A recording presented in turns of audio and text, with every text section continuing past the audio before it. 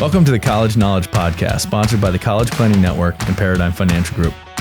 Whether you're searching for that right fit college, applying to college, or figuring out how you're going to afford it all, you're in the right place. You'll hear from deans, admissions counselors, student athletes, and scholars from esteemed universities and colleges around the country. We'll dig deep to uncover their insight and unique experiences. So whether you're a student gearing up for college or a parent with college-bound kids, sit back, relax, and listen. Like you, we have lots of questions. Our guests have the answers, and we're excited to share them with you. Let's get started. Thank you guys for being a part of College Knowledge, powered by Elite Collegiate Planning. If you didn't know, we have a free crash course on college funding at elitecollegiateplanning.com. This will explain different types of loans, types of financial aid, savings vehicles, and much more. And remember, plan early and pay less.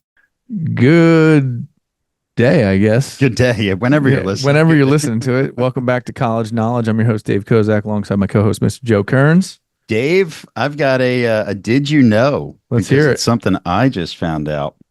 So for a few years, I used to classify one school as one that it's really high priced and they don't give a lot of money out. And it recently changed, and that's NYU. Did you know that NYU has moved to be one of the schools that now meets 100% of a family's needs? Get out. Mm-hmm. You know what that tells me, Joe? What's that, Dave? Their yield is off. All right. Well, today, Joe, that's a great did you know? And for those listening, not to get into NYU has been a highly regarded institution for a very long time. It's always had an overwhelming desire for students to go. It's just been one of those ones that it has like a mystique to it. And if you pay attention to the money in higher education, you can understand when they go from a 50% need met to 100% need met, they are working to drive enrollment. They are working to fix their yield issues, whatever it may be, right? There's always a business end to college. Like it or not, hate it, love it, it doesn't matter. They have to operate a budget. And if the budget tells them they've got to do something, they're going to do it. The other thing you don't know is where the money came from. So, could be a giant benefactor decided to give back and now they have more money. But bottom line is, that's not who we're interviewing today. No, it's not. We are talking financial aid, though, absolutely. Which I love. And we'd like to welcome to the show Dr. Latisha Addison. She's the Executive Director of Student Financial Success at Texas Southern. Dr. Addison, welcome to the show. Thank you for having me. Sure. So to kick it off, we'd like to get a little background. Just give us the story of how you ended up being Executive Director of Student Financial Success. Ooh, that's a long story. I have actually been in the financial aid industry. This is my 21st year. Started out working for Sallie Mae. Okay. Interesting story. I was determined not to go to college. I was determined not to take out student loans, right? It was one of those things where it was like, I'm not doing it because I deal with these students all the time. Well, in the years to come, I worked at Sallie Mae for about 4 years, and I decided, hey, maybe it's time for me to move into the school, the school industry. Maybe it's time for me to put my feet on the floor and help these students firsthand. So I started working in for-profit proprietary institutions such as the Westwood Colleges, the Art Institutes, the Everest Institutes. Those were the ones that I was working. I started my career, and I noticed that it was very wrong. The practices were not right. The practices were, they were pulling students literally from under bridges and saying, hey, do you want to go to college? We'll give you money. This is how it works. And that just was against my whole morals. So I went into the public sector and I've been here ever since. And, it's been a journey. It's been a marvelous journey, a very one of those journeys where you feel like you're helping and you're helping people succeed. But like you said, it is a business as well. So, that all comes into play. So it's been about 21 years for me. I worked at Texas Southern University before. I worked here from 2010 until 2014. I left to go work at a community college and I came back. And I've been here since May of 2023, actually, or 2022. I take that back, 2022. And I came as the executive director of financial aid, and it has been a journey. I love this institution. It has very special place in my heart, and the students here are very special to me as well. But Texas Southern University is where I have gained a lot of knowledge and a lot of skills in my years in higher education. So thank you for that question. Yeah. So great little segue. I want to reflect back on the Sallie Mae thing for a second, because one of Joe and mine, how do you say that right? I don't know. Our main focus is, we'll just skip over the grammar there, has always been that college loans in particular, I find to be some of the most predatory loans in the business. And not just because, I mean, even if you look at the federal methodology for giving loans, right? The student can get a great interest rate, but on a very small amount. And then the Parent Plus loan is points higher. You got to pay points on it, and you're paying 4% more. And I've always said when private institutions get into loan lending, in no matter what the arena is, it's because they can make money at it. And so student loans seem to be one of those areas. And I mean, this is not me. This is not my opinion, everyone. I mean, there's been press for years on the predatory nature of student loans. Was that part of the experience that led you to get out of the loan environment and into the institution side, so you could help the students know when to and when not to take these? Yes, definitely. I worked with all kinds of students, from students who were liberal arts, degrees, all the way to medical. And I would see medical students, particularly, who would have debts $500,000, and they call in, they're trying to make payments, they're trying to make payment arrangements. And your mind is, back then, 21 years ago, I was still, almost a teenager myself, because I was not a traditional student. So I was thinking to myself, like, you went to school to become a brain surgeon, and you're having difficulty paying these loans back. Why? So it wasn't actually until I got to the institution side where it was like, oh, I see why. It's because you're taking out way more money than you need, and you're trying to live off of that.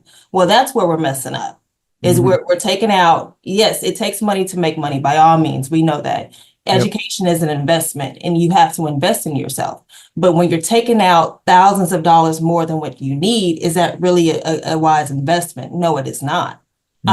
And that's what was happening. I was seeing that. So that became my first job, my first position in an actual institution was at the Art Institute, where I was the loan coordinator.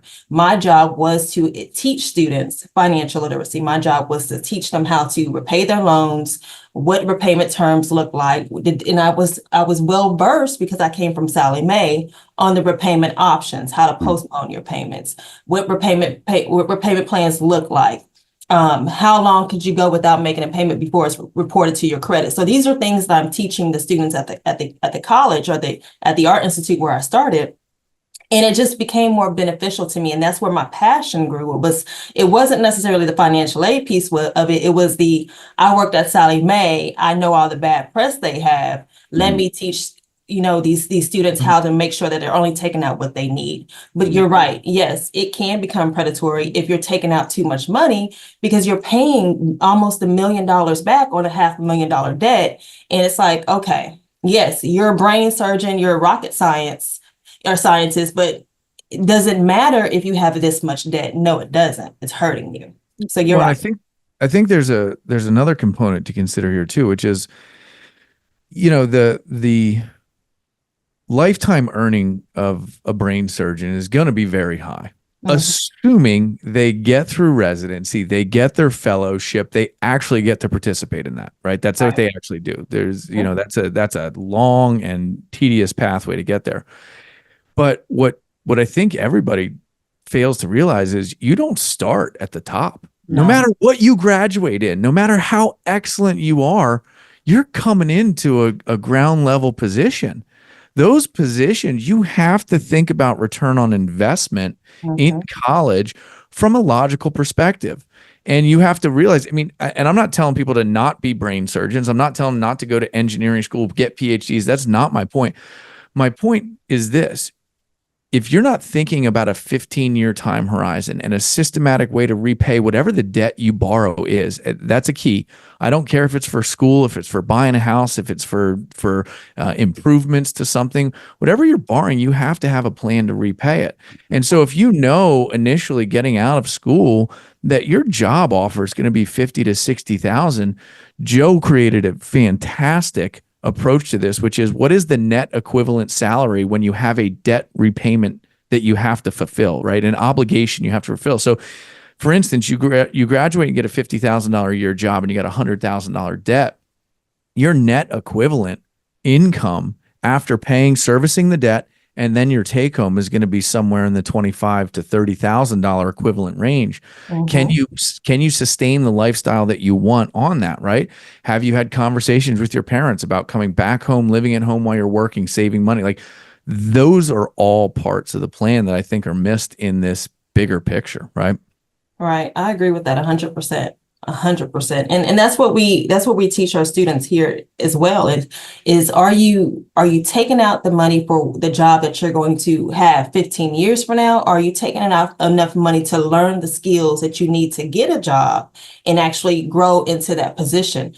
And another big thing is, if you're living in the city that your university is in, do you need to live on campus? Can you save those funds and stay home? So what are students using their loans to actually pay for is the real question.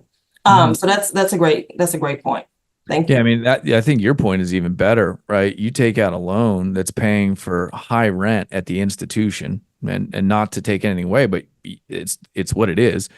And you're now creating, so let's say the true rent would be $700 a month, and you borrowed 15,000, you're paying debt service on 15,000. So 4, 5, 6, 10%, whatever it is, like that rent went from 700 to 1,000 real quick. And so can you, like, I think the point we would all agree on is that, like, take it seriously when you borrow money. Think about repayment options. Think about how you're going to do it. Think about it critically from what you need to earn to service it the right way to live the lifestyle you want.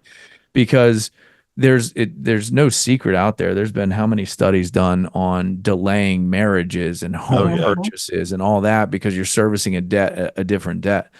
And that brings me sort of to, I think we'll talk about Texas Southern, is you guys give a good amount of money, right? You've got a good lending program. Now, my understanding is that money came from the institution, it came from the federal government. There was a big push through the Trump administration to get historically black colleges. Hey, let's get them going. Let's give them the funds to get it done.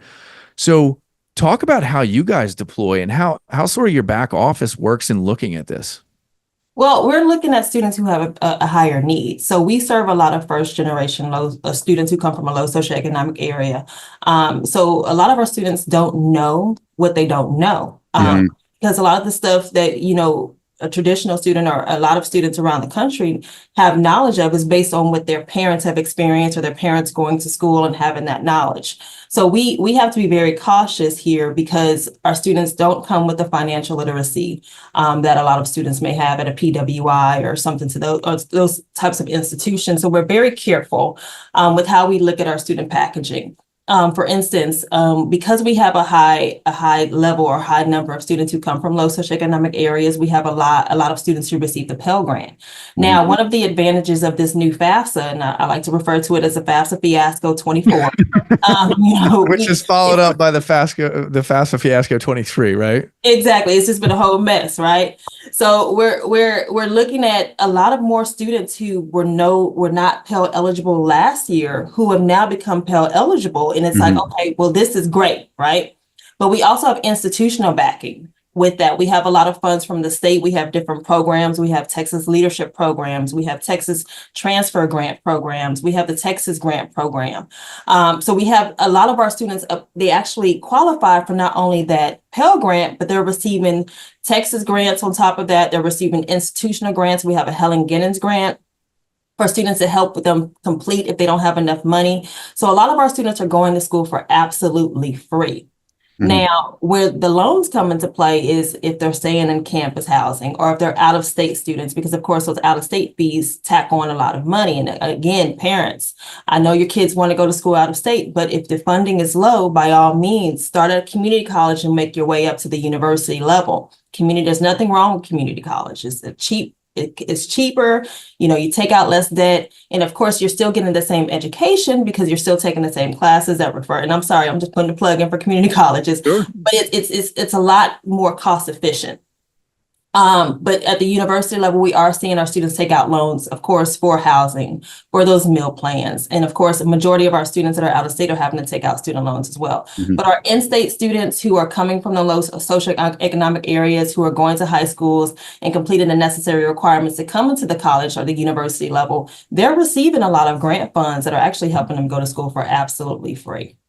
So on that note, right, I talk about a lot with families and from the adolescent standpoint, skin in the game as being a motivator. You got to have some risk you're putting on the line. Are you guys seeing any backlash on the graduation rates or on the success rates because of the amount of money that's funded to it? No, I wouldn't say that. I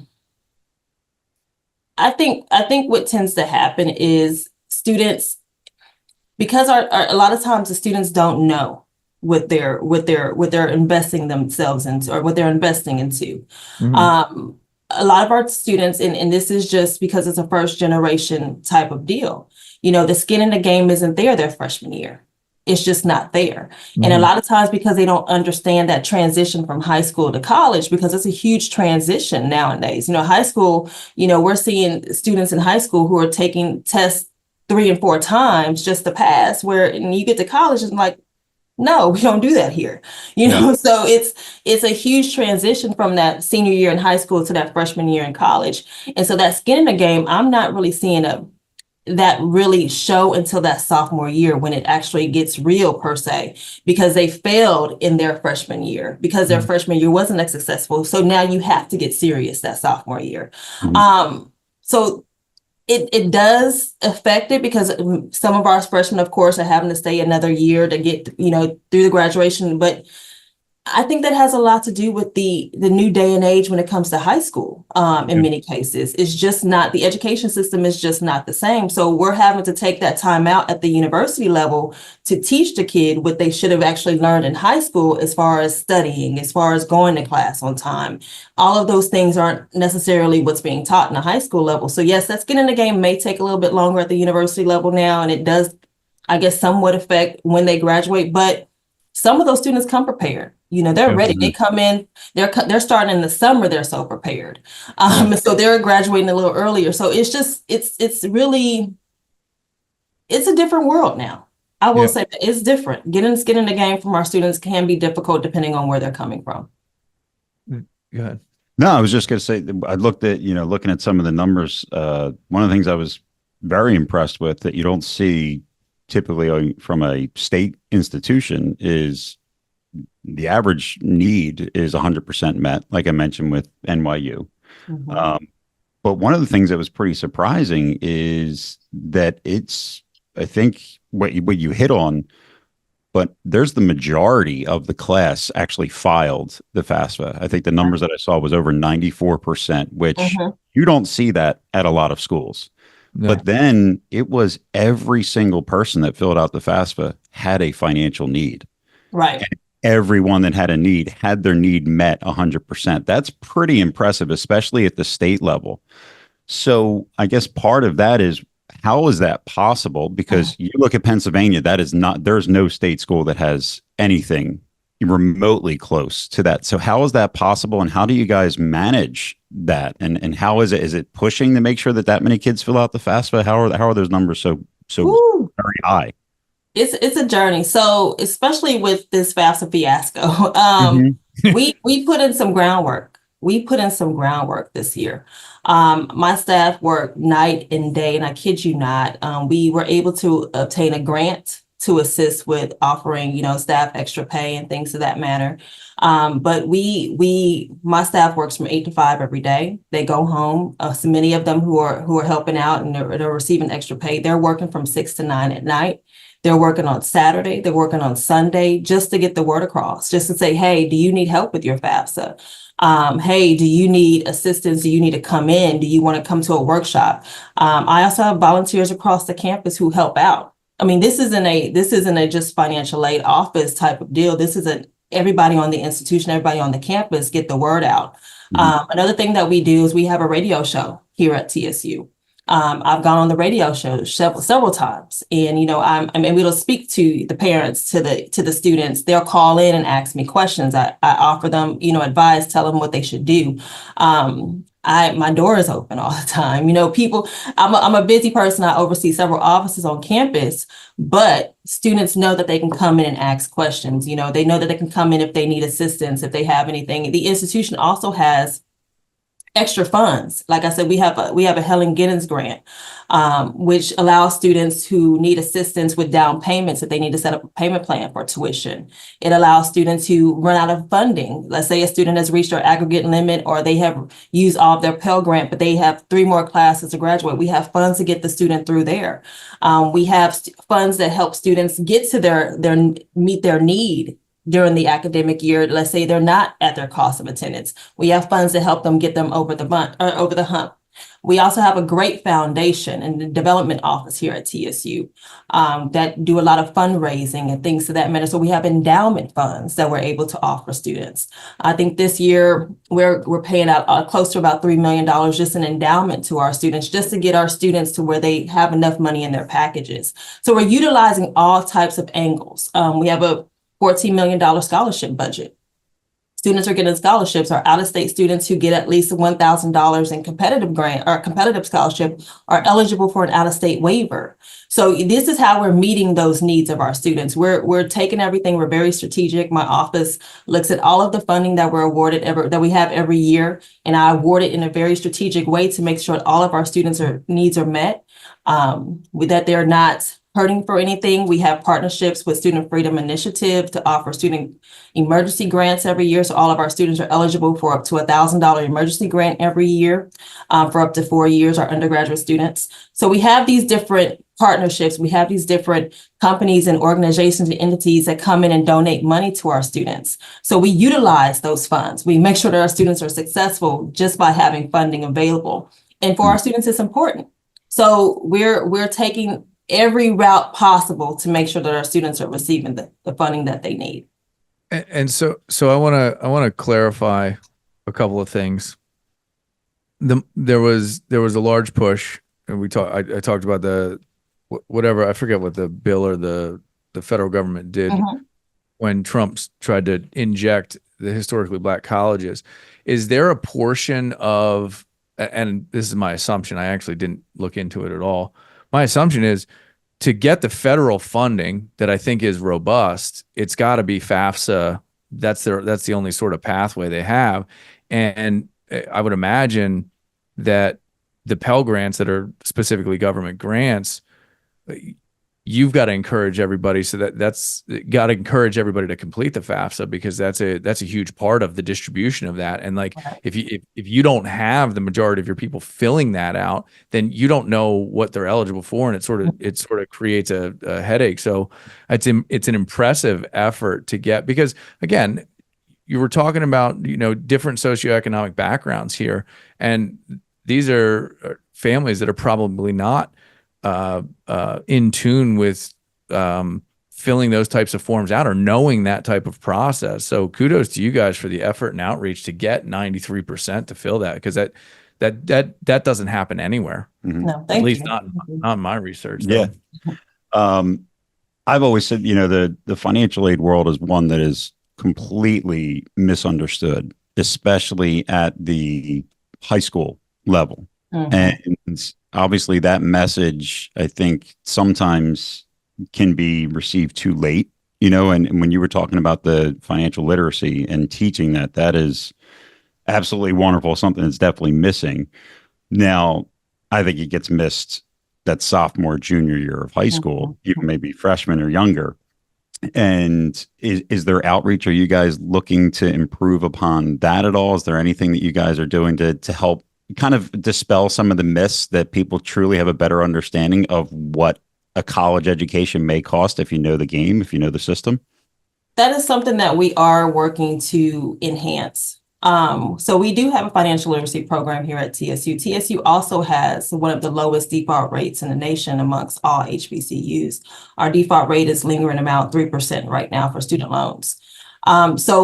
But that also comes with teaching our students, right? Mhm. So one thing that we have here is we have a student ambassador program. It's a financial literacy ambassador program. We have 4 ambassadors who actually offer workshops to students virtually and online.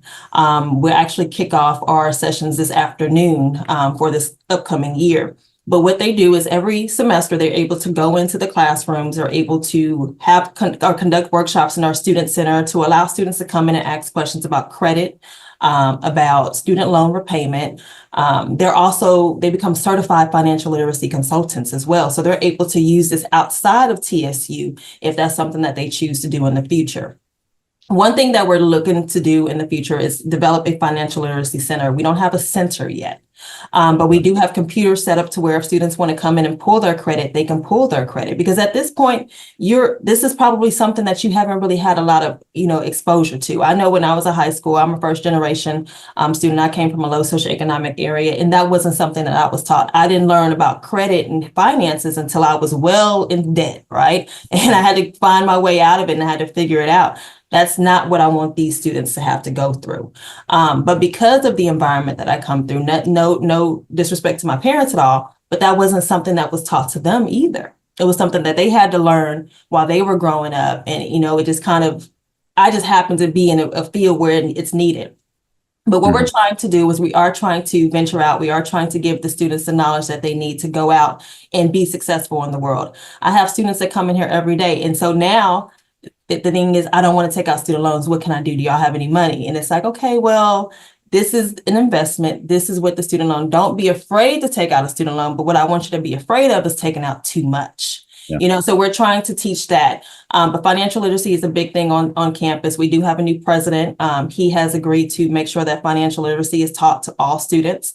My staff go into our freshman seminar courses once a semester. We have a week-long financial literacy week. We teach our freshman students about financial literacy, everything from, like I said, pulling their credits to student loan repayment. How are you going to pay back these student loans? This is what this looks like. This is what a repayment plan looks like. It includes your income, it includes your family size, et cetera, et cetera. So we're going into that type of detail with our students because they need to know their freshman year when they start taking out those student loans or the thought is there all the way up until they graduate. So that information is important. So we are trying to get that information out. Another, and my computer came offline, but we have a software program called Search Faster Technology. And no, I don't need it now. Thanks. The FASTER stands for Financial, Academic, and Social Targeted Research for Schools. So it's trying to find that social, academic, and financial fit for a family.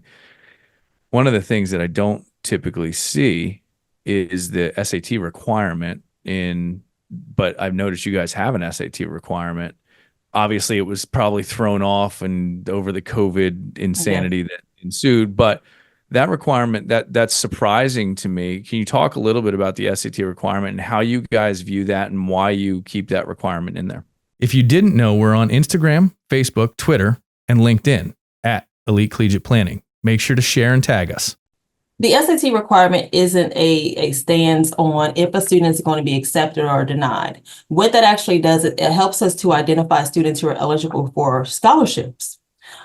So yes, it is part of our admissions requirement, but it's not the sole reason a student is admitted to the university or denied admissions to the university. It's really a mechanism for us to also consider students for scholarships because, of course, we have a lot of students that are coming in with high GPAs. What else is separating that student from everybody else?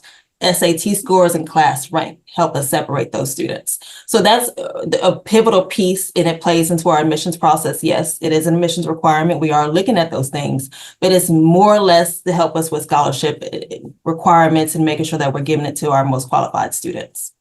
All right. So I have a question with that because Dave, you made an analogy. This was actually probably a couple of years ago. And when we were talking about financial aid packages that students receive, and you'll see, somebody receives a little bit of money from this scholarship, from this grant, from this other scholarship. And he made the analogy that it's the pick and mix aisle. at the grocery store, right? A little bit of this, a little bit of that, put it all in the bag. Okay, here's your package. Right. So when I hear that, it's basically, and correct me if I'm wrong, but I would say that this is a little bit of the business aspect of college. And I have an insider now that I can get an inside look and not assume.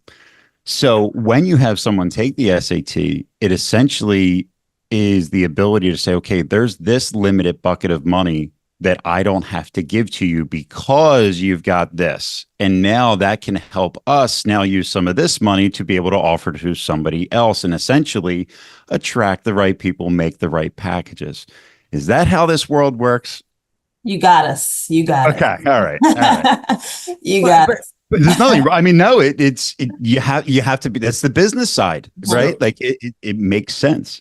I like it. It makes sense. And I always tell everyone, listen, no matter what the school says and how they give, the end of the day, there's a certain amount of money that's set aside for grants. There's a certain amount of money that's set aside for athletic scholarships. There's a certain amount of money that a benefactor once put out every year. There's a certain amount of money that the endowment will dispose of. There's a certain amount of money in all these different areas. If you can check the boxes to eliminate having to take a resource that would be maybe need-based and you can get it from a different bucket, they can't give that bucket to everyone. They can give financial need to everyone, but if they can pull it in, they can sweeten the package because you qualify for it. And so the pick and mix is the great sort of analogy that I always think, like, hey, you want to be able to go in all the aisles. You want to have all the open options. So don't limit yourself. And I love your answer to the SAT, because the one thing you said that I've preached for the last 10 years has been, when you remove the SAT, you remove the differentiating factor between all the grade inflation that happens at the high schools, that happens everywhere in the country. And even at some colleges, right? Everybody has a 4.0 now. Everybody has a 3.8. Right. Parents put so much pressure on teachers that the teachers don't want to get in a fight and don't want to be on the soccer field with their own kids and get yelled at because a kid got a C and a D. And so the teachers sort of have this I don't know if it's guilt, or they're trying to not cause problems for people. So grade inflation happens. And when grade inflation happens, you can't judge the caliber of the student with that. But that test doesn't change. That test, everybody takes the same one. And we can tell you, hey, yeah, you have a 4.2, but you didn't score commensurate with a 4.2. Now we know the reality of it. And and that's why we did a huge project on when COVID hit and the SAT basically became non-existent.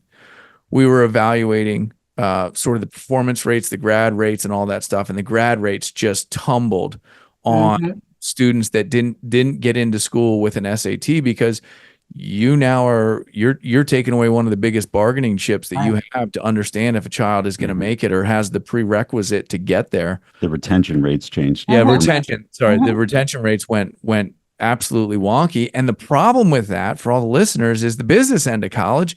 You got to pay the bills. They've got to have the money coming in. So if your retention drops, all of a sudden you had $1 million line item that just turned to 500,000. How are you affording the next piece? Because the retention is no longer there. So I've also been a huge sort of SATs coming back, and it's going to come back harder and more full than ever. It is not going to be something. There were a lot of tests done on test optional, even prior to COVID, test optional, all that. Like, you can't run a business if you don't have the right metrics. It's just reality. My favorite thing that I would take home from this, parents, is I am pretty sure, and correct me if I'm wrong, but if a student came to a tour at TSU and asked about the SAT, that they would probably get the same response you just gave. It's not as much about your admission, but it's about, is there some extra money that you could get? Right. I think people, again, that misconception that if I didn't get a good SAT score, I don't want to send it in, or I'm not going to take it. Like, ask questions on tours. That's a great question to ask, not just at this school, but any school. Like, why do you guys require the SAT? And it's a one, and I'll pick on my son for a little bit. He's a sophomore, he's a junior now, but his sophomore year, I moved him from a private school to a public school. And he was doing horrible in school. He took his SAT his sophomore year, he made a 1370. And I said, what's going on with your grades? And it was the curriculum, was the teachers. And all I had to do was talk to the teachers. Oh, he can turn his test in, he can do this. So it wasn't a real, it wasn't giving me a real view of where he stood, because he's much smarter than he was producing in class. But at the same time, when I had the conversation with him, it was the curriculum. Mhm. Mom, I don't like this curriculum. They're not teaching me. They're just writing stuff on the board. And the expectation is that I do the work, but I want to be taught, So it was a huge change. But at the same time, I recognize my son's SAT scores are where he needs to be. Maybe he's not in the correct classes, and parents need to also pay attention to things like that. Because when you have students, some students are going to school just to go to school, but some students are going to school because they have a future. They want to do something. He's thriving to be an aerospace engineer. So he's at school because he wants to learn, but we have to look at those things as parents and say, okay, my son made a 1370 on the SAT, but his grades are horrible. What's really going on? Yeah, I mean, that's a huge plug for number one, educational advocacy for your kids. Pay attention to what they're doing. Pay attention to how they're performing. Right. Pay attention to, you have a kid that speaks well, acts well, does well in like the public, and their grades aren't there. It's something in the learning mechanism, right? So one of the things, again, we do with our families that they come in, we do a strong interest inventory, but then we also do a learning styles inventory. Try and understand, like, what type of environment do you need to be in to thrive? And so, there are some students out there where a 10-minute lecture and 2 hours of head down reading a book and they get it, right? They just, they're why I'm not. I'll tell you this. I enrolled to get the CFP, Certified Financial Planner designation. And I was like, oh, you know what? I'll do it on my own. I'm a business owner. For all intents and purposes, I'm successful. And I went to study online, and it was like the worst thing I ever tried to do for myself. Like, I'm reading this stuff, I'm listening to half-baked presentations, and like, it's not retaining. I didn't put 100% in. Some other things happened and bought another business. But the bottom line is, some people learn very well online. Some people learn very well by reading. Some people learn very well by being taught. If you stand in front of a room and you connect with me and you give me the concept, I'm like that. It's in. And so parents, pay attention to that. Prospective students for college, pay attention to it, because the last thing, if you need a connection with a professor to get to do well in the class, you don't want to be in a 500-person auditorium listening to a lecture where you're going to be lost and you can't stop and interrupt it. So great stuff. I love that. And kudos to you. I hope he does become a aerospace engineer. I do too. I'm waiting for it. That's awesome. So as far as I want to talk about the network for a second, because I think the network is huge, right? All schools have networks. Do you have a network of other directors of financial aid? Do you guys talk and work and think, and like I know I go to a mastermind group with other business owners, not in my industry, but all industries, and I'm just trying to pull from them. And do you guys do that at the higher education level? Yes, we do. Definitely. We would not survive without having a network of people that ask and bounce questions off of, because it's always something, especially this year. It's always been something. So it's been I have a couple of directors here in Houston. I have directors in Austin that I used to work with. And of course, we have our National Association of Financial Aid Administrators. So we use a lot of those networks to make decisions. For instance, if with our system upgrades, every year we have to go through a system upgrade. And with those system upgrades, we have to do a lot of stuff to upgrade the system per se. I don't know how else to explain it. And what I do is, a lot of times, because I'm not a tech savvy person, now I do have a director of systems, but I also have people across the nation where I'm like, hey, are you having this problem? Are you seeing this?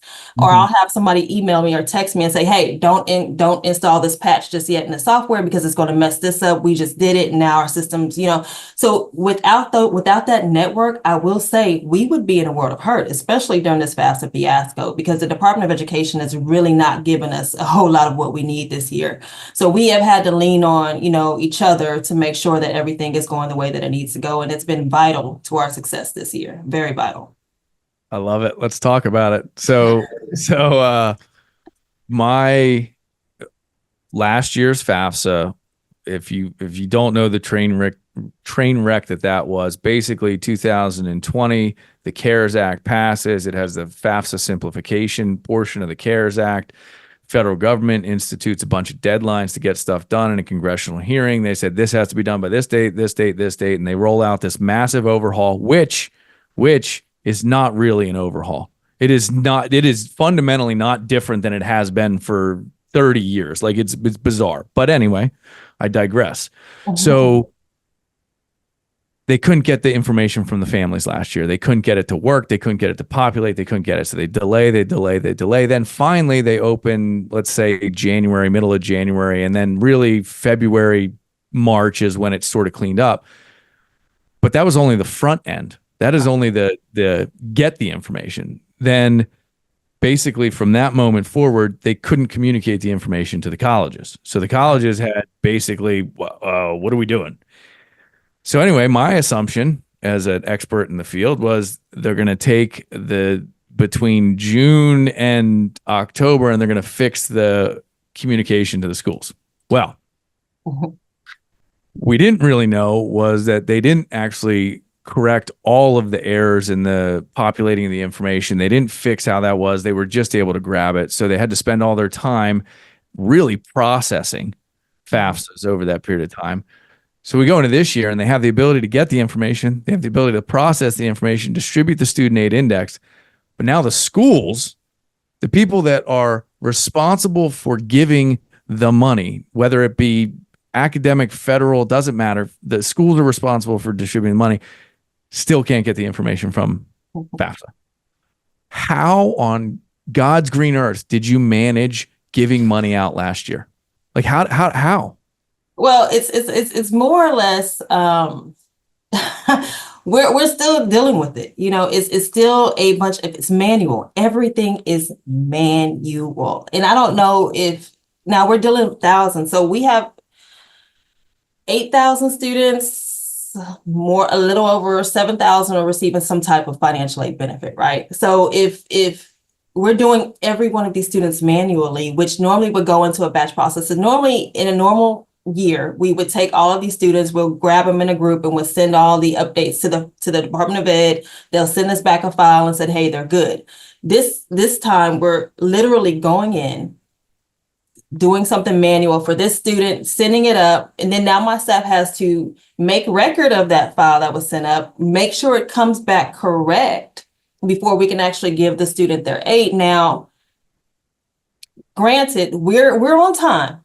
We're doing good. We're doing great. But it's because of the loyalty and commitment to these students that my staff had. You know, if they didn't care, we'd probably be in a world of hurt, you know, but my staff genuinely cares about the students at Texas Southern University to the point where they are working at 9 until 9 at night. They are working on the weekends to get this stuff done. And they're working nonstop 8 to 5. Some of them barely taking their lunches and I'm like pushing them out the door to go get something to eat. But it's because they're dedicated and I have staff. I think one of my staff members has been at this university for nearly 30 years. So that vested, you know, that care is different. But if it wasn't for that, I couldn't tell you where we'd be. I really couldn't tell you. I mean, we talked to a school that basically said we just divided it by the number of people in Senate. We've talked to schools that like they gave up and just basically said, it's what we got to offer you. Like, I mean, think about running a business and you have a marketing budget of, you know, $100,000, just a small, and you need to do 100 events, and each event typically costs, you know, $500. But then you also do ad spend, you do all this stuff, and then you now don't know the price of the ad or the price of the event anymore. Yeah. That's just insanity. And we're going to schedule 50. Well, why? I have no idea. How are you going to pay for it? I don't know. Like the biggest point that I make to families about the FAFSA, no matter whether you're trying to get into Harvard or into any school in the country, right? You got to give information, because without the information, they cannot give you anything. Right. Like that is the end result. And so I've never known a family that didn't want to be considered for a reduction in what they have to pay for education. Right. So it just like, and I've had schools tell me that just because you make a lot of money, we want to know that, because it's not that we're not going to give you money. It's a matter of fact is that we know you have it. We want to get some of it. Like we want to get some money. So they'd rather have, 50,000 of your dollars than zero, even if your SAI is 110. So and that the cost of attendance may be 80, right? But they know you're not going to pay 80 because you go to the school down the street that Right. costs 30. But if you give you some, so even for wealthier families, they've got to fill it out. It just, Yeah. What is the Department of Education doing? For the I love don't of know. I don't know. I'm going to say this. I'm going to say it. And I'm sorry if I'm being too politically correct, but I have seen where this new FAFSA has benefited students. So Agreed. I do believe that it has some benefits to it, but I'm very disappointed. I'm not gonna lie, I'm very disappointed in the process and how things have planned out, because at the end of the day, who's hurting the most? The students who are hurting the most are our first generation low socioeconomic students whose parents gave up or who they gave up, because it's difficult. I was that student who would drive by the community college with my application in hand and like, I'm not stopping today. I'm just gonna keep going. So if it took me a while to get to school, but of course now I have 4 degrees and 4 degrees later. But for those students who don't have that push, and their parents who don't have that push, those are the people who got hurt. Mhm. Yep. And I'm very disappointed in the lack of communication. I'm disappointed in the advancement in the process. I don't feel that I felt as though in my mind, at some point, I thought the Department of Ed was going to come out and say, okay, this year everybody gets Pell Grant, just go have at it. That was my thought. I thought that that's what would happen. And I was hoping that's what would happen, because that was the only way to fix this. Yep. This is a mess. But it didn't happen. But I'm disappointed, but it has benefited more students. So for that, I'm thankful. And I think there's this, the part that I take that is insulting to the whole thing is, number one, we got lawmakers making decisions about things that they're not fully invested in. They don't actually get how it works. They're just passing a bill. I listened to the president, or not the presidential debate, the Pennsylvania Senate debate. It was between, who was it? Oz and Fetterman. Oz and Fetterman. And the two of them stood on stage, were asked a question about how would they handle the financial aid crisis. And it was abundantly clear by listening to both of them, either side of the aisle, I don't care what, left, right, center, neither of them actually understood how it worked. And their solution was like, they're playing baseball and they got a football solution. It's like, it was bizarre.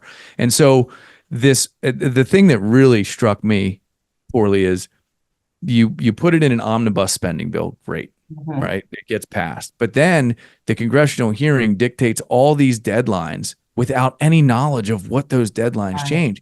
And the insulting part to me is the FAFSA wasn't a highly complex form. It had some trip you up questions. But so now we eliminate, what would we do? Take off 50 questions, 55 questions, something like that on the FAFSA. And you simplify it because what? Because the American public is too stupid to answer questions that are relatively simple to your family. Like, that's just insulting to everybody, top to bottom. Now, and the other thing too is, they talk about underdeveloped or lower economic status as not having access to computers and stuff and all that. Like, well, to fill out the simple one, you still have to have that access. What did we change there? That doesn't change anything.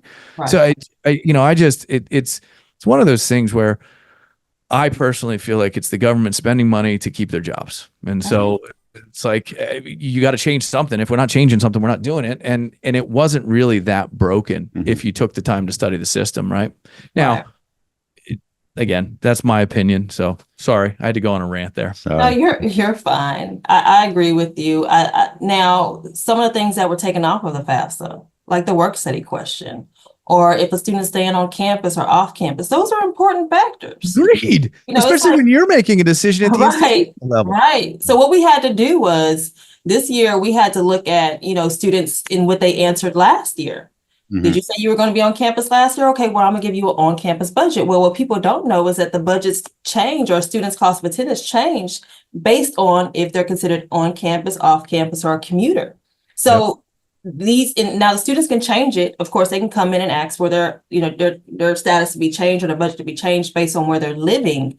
But why do they have to go through all that? Right. The work study question. Why is that taken out? The inevitable reality of that too is that now you're not getting the information. So now you have to change your entire system over the course of the next couple of years so that you're getting that information in the process. It just is, it's maddening that you had something that gave enough information, you cut it out. And so now you're putting the onus on the school to change their system, their process, overhaul their entire infrastructure to be able to gain information that was easily attainable at that point. Right. Multiple kids in school. That's brutal too. I got twins. I can afford the same amount I don't have twins. I'm saying a family that has twins. Right. I could afford it, $40,000 for one. Now you're telling me I can afford 40 for each, that a little crazy. But the one question I was going to ask, because when these changes first really came out, that this is what the new FAFSA is going to look like. The first thought that came to mind was schools. There's going to be a lot more schools that start using the CSS profile, or there's going to be an additional financial aid form that schools are going to need in addition to this now simpler FAFSA. And that's why I called it the FAFSA Complication Act, because it was going to make things much more complicated. But I like the FAFSA fiasco. Did you guys ever toy with basically having a set form that would be something that was supplemental to help for you guys to gather that information? Was that ever discussed, or in some of the networking? Did you ever hear that? I did hear about it. Because this is the thing though, when you add on additional tasks, students don't complete them. Yeah. And then now we're creating barriers for students who didn't need additional barriers to begin with. So what we had to do is we had to say, okay, well, what can we do? What can we add to our admissions application? What can we, is it something simple, or are you staying on campus? Yes or no? So it's those types of things where we were able to get ahead of it and add that to our application. But when it came to things like work study, we had to open up, an application process. We had to do a wait list. We had to say, okay, the students who currently have work study, we'll go ahead and give them work study again. But is that fair? No, it's not. But it's also not fair for us to have a list. And right now we have a list of about 400 students on our wait list. Why? Because they didn't get to choose that option on the FAFSA. So the funding wasn't given to them the same way that it would have been given on a first come, first served basis in the past. So it's things like that which are so important. And work study is important. Our work study students make $15 an hour. We don't want them going to McDonald's making that $15 an hour, because now they're away from campus. We want them on campus. So those are the types of things that, really negatively affected us, because now students do have a cost of attendance that may be at home, but they may be on campus. That budget's a lot smaller if they're living, as a commuter student than if they were on campus. So do they have enough money? So these are the types of things that come into play with these types of changes. But did it help or did it hurt is the real question. And in my honest opinion, some of those questions needed to remain on the FAFSA. They really did. The work study, work study is huge. Probably the single best program the Department of Education ever came out with, because it teaches multiple levels of responsibility. You have an opportunity to do a job that it's not labor intensive. You're sitting at the desk at the library, you're sitting answering the phone when it rings, maybe 10 times in a 10-hour period, and you have an opportunity to work, but you're getting paid. You're earning your way through it. That's that skin in the game I'm talking about. Isn't that a way for a kid to take on a little bit of extra push in this? And I think it's a shame, right? And because it's a great program, it really is a fun program. The big downside that I always saw with that is, you mentioned we don't want you to go off campus. We want you to stay on their campus, right?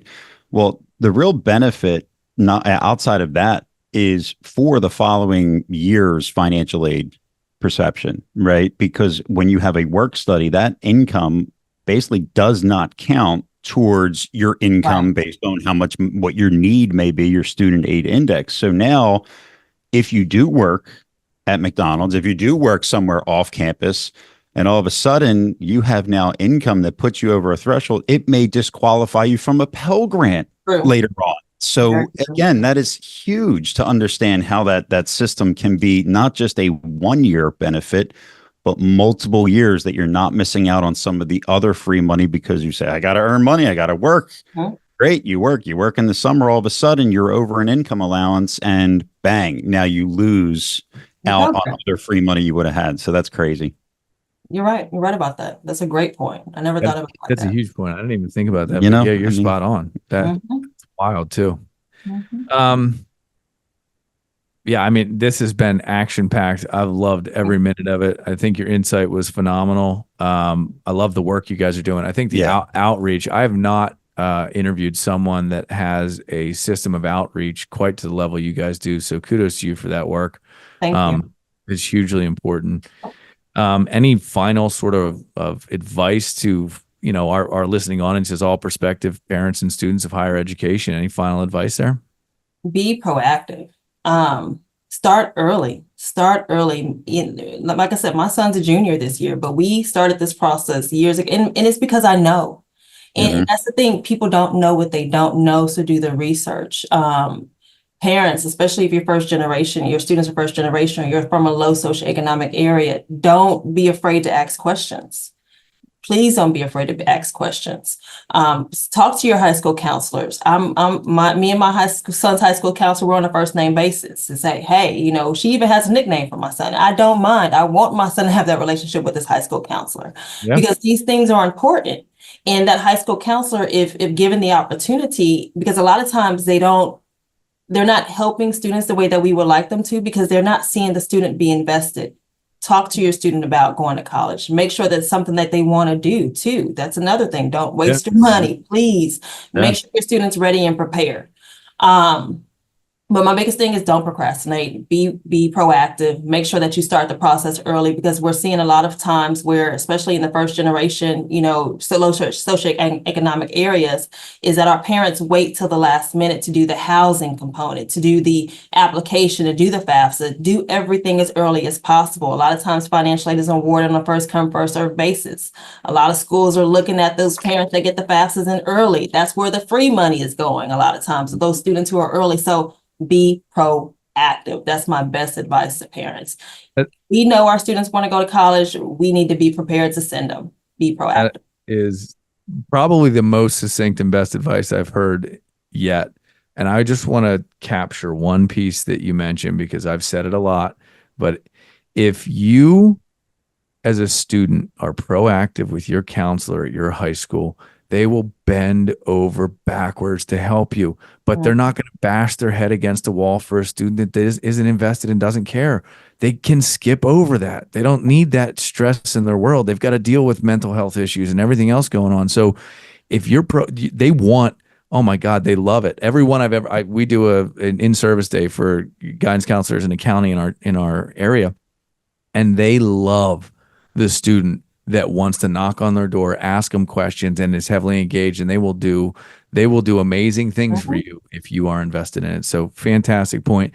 Dr. Addison, this has been a phenomenal podcast. I think everybody's going to get a lot of value out of it. Thank you so much for your time. Best of luck this year with the FAFSA season. We're in the same boat. We're filling them out for families and trying to help them. And so we'll see how it goes. Thank y'all for having me. And anytime y'all need me back, please invite me. I'd love to be on there again. Thank you. Yeah, Love absolutely. it. All right, everybody. This has been College Knowledge. If you enjoyed the episode, please like, subscribe, and share. We're not trying to be a secret. We can send your student to the school of their dreams and send you to your dream retirement. Visit us at elitecollegiateplanning.com to get started.